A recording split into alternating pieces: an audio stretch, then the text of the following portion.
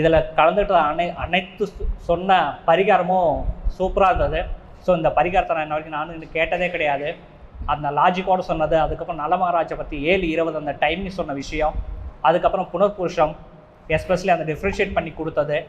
So each and every திங்கும் அந்த differentiate பண்ணி என்ன லாஜிக் இருக்கோ அந்த பர்டிகுலர் என்ன தேவையோ அதை கரெக்டாக எக்ஸ்பிளைன் பண்ணி நம்ம எல்லாத்துக்கும் அந்த பரிகாரத்தை புரிய வச்சு எல்லாத்தையும் தூங்க வேணாமா அப்பைக்கப்பா நடுவில் எல்லாத்தையும் கைத்தட்ட விட்டு ஸோ அந்த கைத்தட்டமோட ஆட்டோமேட்டிக்காக நம்மளோட தூக்கம் எல்லாம் கலைஞ்சு போயிடும். ஸோ அதோட என்தூசியஸாக ஃபாலோ பண்ணி அதுக்கப்புறம் என்னதுன்னு திரும்ப கேட்டு திரும்ப நம்மளைய எல்லாமே அவரோட கவனத்தை ஈர்த்து மிகவும் அருமையாக சொன்ன அவருக்கு என்னோட நன்றியை தெரிவிச்சுக்கிறேன். நன்றி, வணக்கம். நலமகாராஜாவுடைய ஜாதகத்தை பார்த்து ஜோசியர் தான் சொன்னார், ஐயா உங்களுக்கு 7:30 சனி நாளை காலை சூரிய உதயத்தில் பிடிக்க போகுது. அது பிடிச்சதுன்னா நீங்கள் பரதேச கோலம் ஆயிடுவீங்க, ராஜ கோலமாக இருக்கிறவங்க நீச கோலம் ஆயிடுவீங்க அப்படின்னாரு.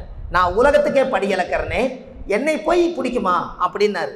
அவர் கேட்டார், ஜோசியர் நீ என்ன கிரகத்துக்கு சித்தப்பனா பெரியப்பனா மாமனா மச்சானான்னு கேட்டார். நாளை காலையில் நீங்கள் பாருங்கன்னாரு. அப்படியே பார்த்த உடனே என்னைக்கோ ஒரு நாள் ஒரு நாட்டுக்கு போர் வைக்கிறதுக்காக தாயம் விளையாடுறதுக்காக சூதாட்டைக்காக இவரே நலமகாராஜா நல்ல ஒரு 7:30 நாடு சனி குடிக்கிற நேரம் வந்தோன்னே எங்கேயோ தோட்டங்காட்டுகளுக்கு போயிட்டு வந்திருக்காங்க. காலில் சொட்டை விட்டாச்சு, அதுக்குள்ளே ஒரு வண்டு மாதிரி உள்ளே போய் புத்தி மாற்றிருச்சு. உடனே சிப்பாயிங்க மந்திரிகிட்ட சொல்கிறார், அந்த நாட்டை என்ன மீறி செயல்படுத்தக்கூடாது, அந்த நாட்டை கூப்பிடு, நம்ம தாயம் விளையாண்டு 1.5 நாட்டுக்கு 2.5 நாட்டுக்கும் பந்தயம் வச்சுக்கலான்னு சொல்கிறார். அப்போ அவர் என்ன விட்டவரா? உடனே போடு கூட்டி தாயம் யார் போடுறதுன்னு கேட்கா. நலமகாராஜா தாயத்தை அவர் கையில் கொடுக்குறாரு. தாயம் யாருக்கு விழுகுதோ அவங்க அந்த நாட்டை கொடுத்துறோன்னு சொல்லியாச்சு. அப்போ தாயத்தை அவர் நாட்டு கையில் கொடுத்து ஒரே ஒரு தடவை போடுறாரு, தாயம் அவர் நாட்டுக்கு போயிடுச்சு. அப்போவே செங்கோலும் கிரிக்கெட்டத்தையும் பிடிக்கிட்டாங்க.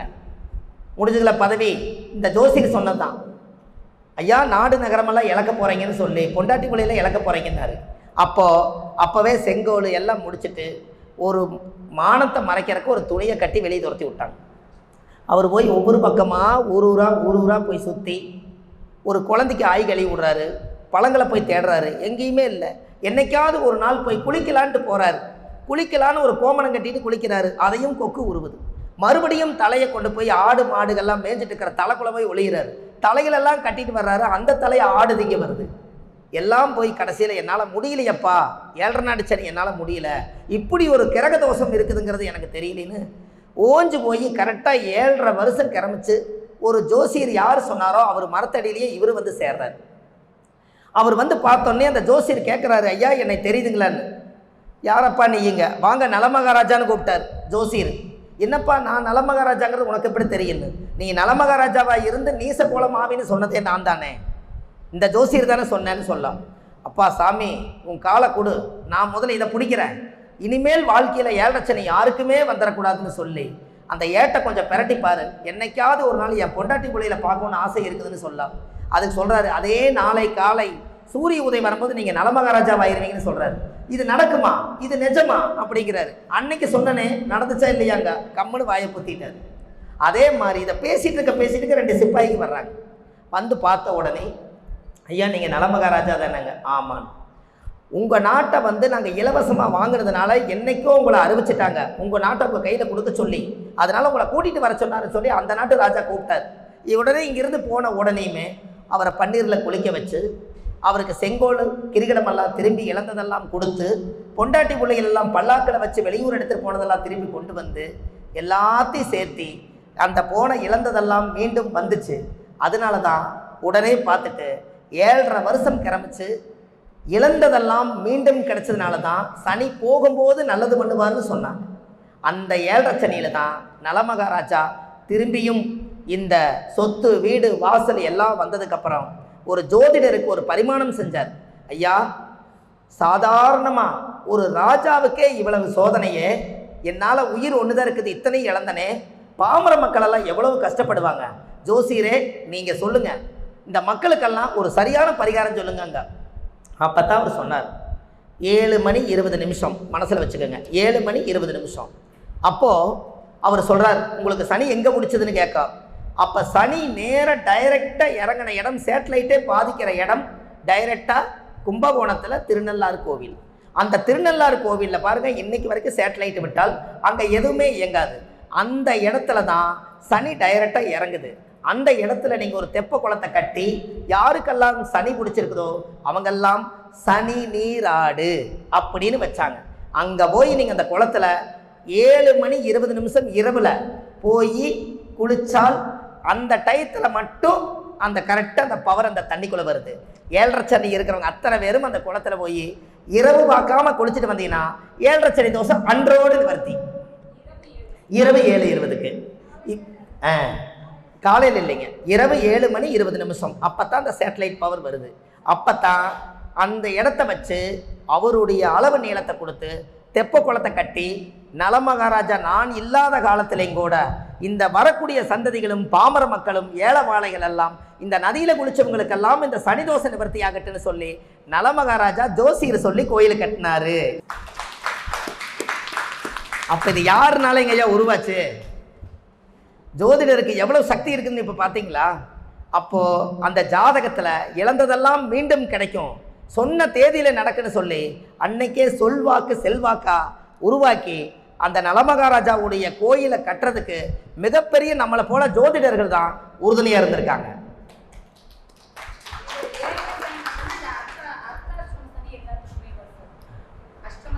எல்லா சனிக்கும் அதே தானுங்க, சனி தாங்க வருது.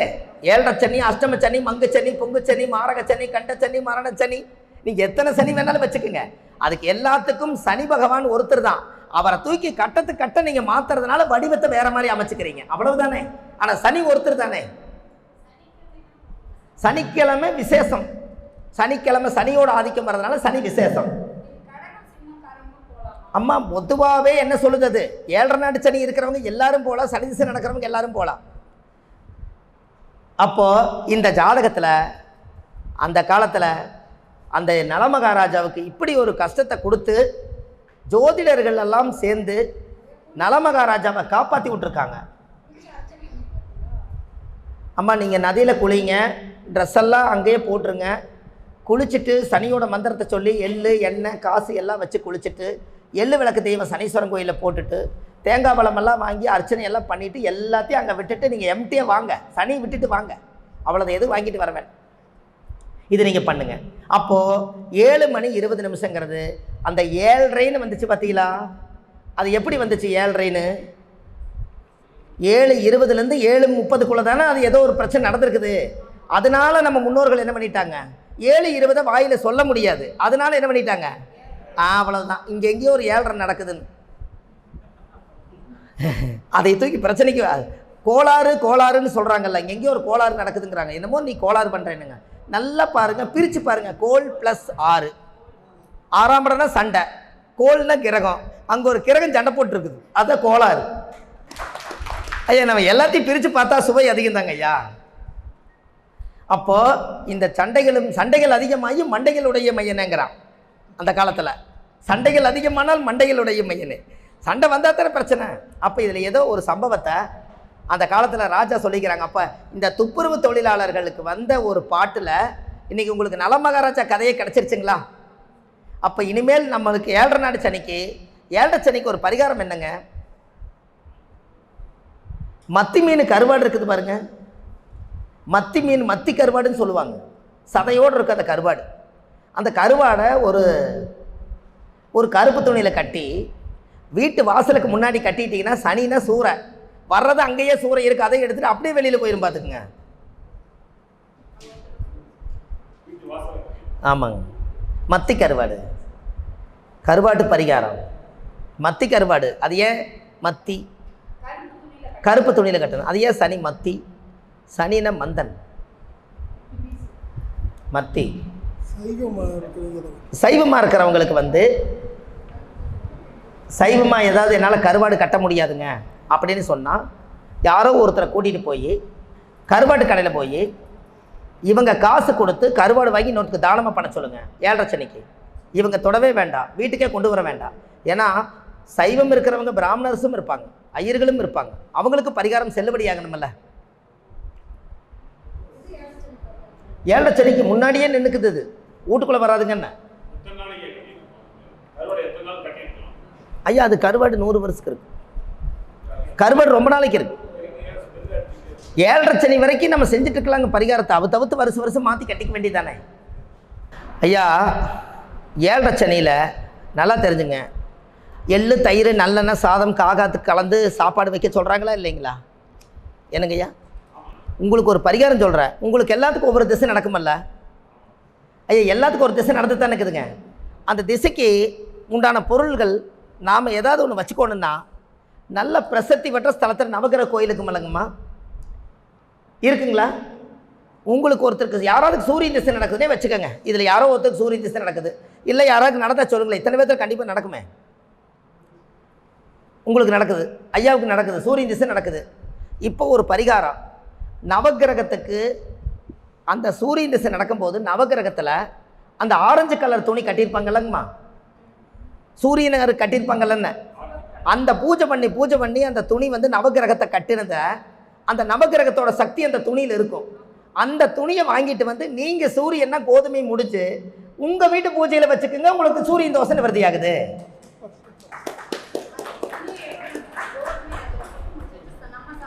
அவ்வளோதான் ஐயா. உங்களுக்கு என்னென்ன திசை நடக்குதோ நவகிரகத்தை போய் சுத்துனா நவகிரக தோசை நிவர்த்தின்னு சொன்னீங்க.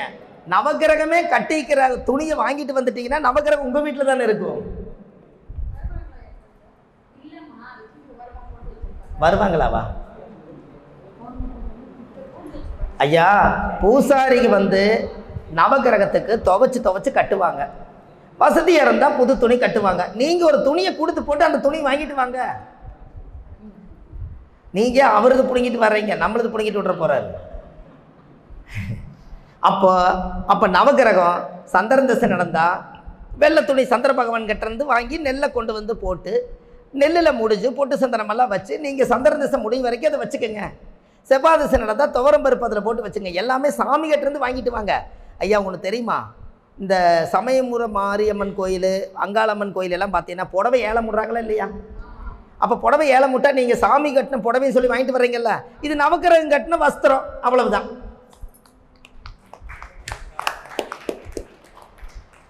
என்னங்க ஐயா, அப்போ இது செய்யலாமே. கடவுளோட இப்போ நம்ம யாரோ ஒருத்தருடைய வீட்டில் அக்கா தங்கச்சி போட்ட துணிமணி கொண்டு வந்து அவங்க சண்டையே இருந்தாலும் நெகட்டிவாக இருந்தாலும் கூட அதை கொண்டு வீட்டில் பீர்வாவில் தேய்ச்சி வைக்கிறீங்க. நம்மளை ஆட்டி படைக்கிறதோ அலங்கோலப்படுத்துறது ராஜயோகத்தை கொடுக்கறதே நவகிரகம் தான். அந்த துணியை வாங்கி வச்சு பூஜை பண்ணுறதுக்கு உங்களுக்கு என்னமா பிரச்சனை?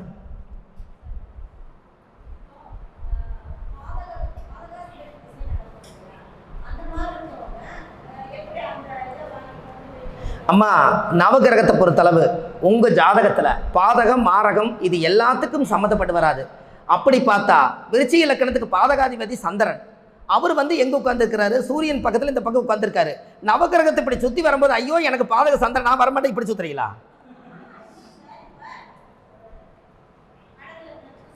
அதுதாம்மா சொல்கிறேன். 9 நவகிரகத்தை அப்படி பாதகமாக இருக்கிறது எல்லாம் உன்னை கும்பிட்டு சாதகமாக்கிறதுக்கு தானே 9 தடவை சுற்றுறீங்கன்னு. அங்கே உங்களுக்கு அப்படி பார்த்தா உங்கள் ஜாதகத்தில் 4 கிரகம் வேலை செய்யாது. 4 கிரகம் உங்களுக்கு பாதகாதிபதி, மாரகாதிபதி, அஷ்டமாதிபதி எல்லாம் இருக்குது.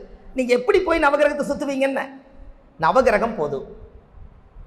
அங்கே போன உடனே ஐயோ சனி பகவான் இருக்கிறார், நான் இப்படி வந்துடுறேன்னு இப்படி எப்படி சுற்றுவீங்கன்னு? சுற்றவே முடியாது. இன்னுமே ராகு கேதை வந்து இப்படி ஒரு 7 தடவை இப்படி சுற்றிட்டு 2 தடவை இப்படி சுற்றுங்கன்னாங்க. ஆக மொத்தத்தில் 9 நவகிரகத்தை ஒரு வரிசையாக சுற்றி விளக்கு போட்டு சாமி கும்பிட்டுட்டு கொஞ்சம் நேரம் உட்காந்து நவகிரக சோஸ்திரம் படிச்சுட்டு வெளியில் வந்தாலே அந்த இடத்துல இருக்கக்கூடிய இறையாற்றல் நம்மளுக்கு கிடைக்குது. அம்மா, நீங்கள் நல்லா தெரிஞ்சுங்க. கோயிலுக்கு போகிறக்கு ஒரு விஷயம் சொல்கிறேன். நீங்கள் உங்களுடைய முடக்கு தோஷத்துக்கு கோயிலுக்கு போகிறீங்கல்ல, உங்கள் முடக்கு தோஷத்துக்கு நீங்கள் கோயிலுக்கு போனால் முடக்கு ரிலீஸ் ஆகிருந்தாங்களே, அது என்ன லாஜிக்கு?